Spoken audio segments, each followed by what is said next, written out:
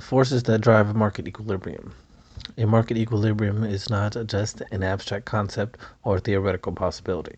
We observe markets in equilibrium. The ability to buy as much as you want of a good at the market price is indirect evidence that a market is in equilibrium.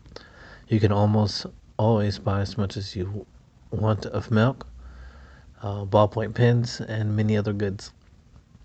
Amazingly, a market equilibrium occurs without any explicit coordination between consumers and firms. In a competitive market, such as that for agricultural goods, millions of consumers and thousands of firms make their buying and selling decisions independently. Yet each firm can sell as much as it wants, and each consumer can buy as much as he or she wants. It is as though an unseen market force, like an invisible hand, directs people to coordinate their activities to achieve market equilibrium.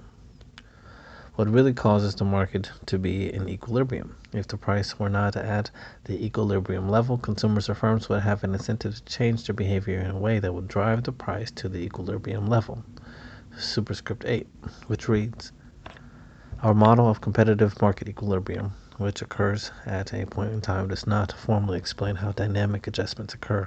The following explanation, the plausible, is just one of a number of possible dynamic adjustment stories that economists have modeled. If the price were initially lower than equilibrium price, consumers would want to buy more than suppliers would want to sell. If the price of pork were $2.65 in figure 2.6, firms would be willing to supply 194 million kilograms per year. But consumers would demand 233 million kilograms. At this price, the market would be in disequilibrium, meaning that the quantity demanded would not equal the quantity supplied. There would be excess demand. The amount by which the quantity demanded exceeds the quantity supplied at a specific price. If 39 open parentheses equals 233 minus 194 close parentheses million kilograms per year at a price of $2.65. Some consumers would be lucky enough to be able to buy the pork at $2.65.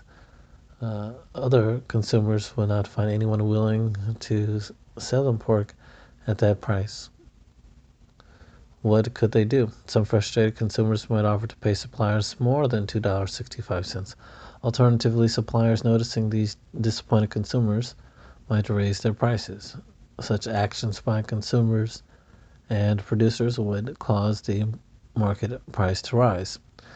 At higher prices, the quantity that firms want to supply increases, and the quantity that consumers want to buy decreases. The upward pressure on the price would continue until it reached the equilibrium price, $3.30, where there is no excess demand. If instead the price were initially above the equilibrium level, suppliers would want to sell more than consumers would want to buy. For example, at a price of pork of $3.95.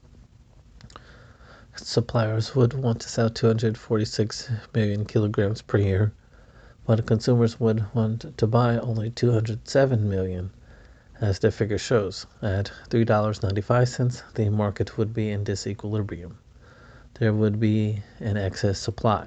The amount by which the quantity supplied is greater than the quantity demanded at a specified price of 39 open parentheses equals 246 minus 207 close parentheses at a price of $3.95. Not all firms could sell as much as they wanted, rather than incur storage costs and possibly have their unsold pork spoiled. Firms would lower the price to attract additional customers. As long as the price remained above the equilibrium price, some firms would have unsold pork and would want to lower the price further. The price would fall until it reached the equilibrium level, $3.30, where there is no excess supply and hence no more pressure to lower the price further. Superscript 9, which reads, not all markets reach equilibrium through the independent actions of many buyers or sellers.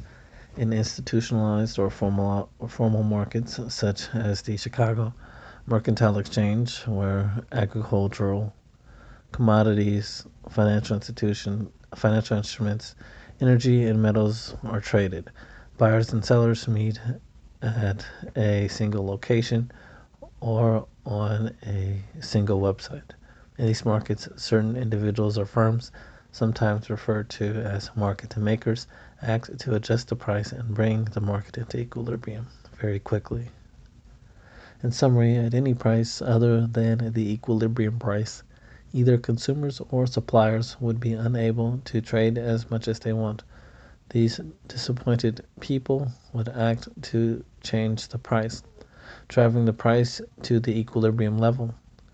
The equilibrium price is called the market clearing price because it removes from the market all frustrated buyers and sellers. There is no excess demand or excess supply at the market clearing price.